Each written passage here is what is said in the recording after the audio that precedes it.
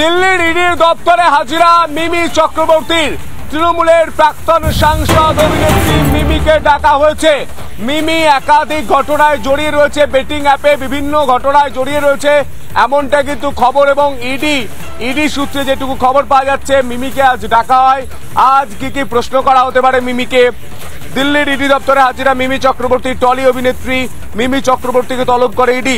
Betting app প্রতারণা মামলায় মিমিকে তলব করে ইডি দপ্তরে হাজিরা প্রাক্তন তৃণমূল সাংসদের। হাউসিং এর কেলেঙ্কারি সম্ভবত আমার জানা নেই, যেটা 1-1.5 বছর আগেই তো সামনে এসেছে।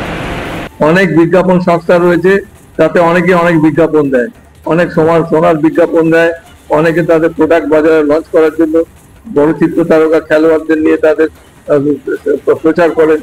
তাতে অপরাধটা কি আছে আমি জানি না, কেন ইডি ডেকে পাঠিয়েছেন আমার কাছে পরিষ্কার নয়।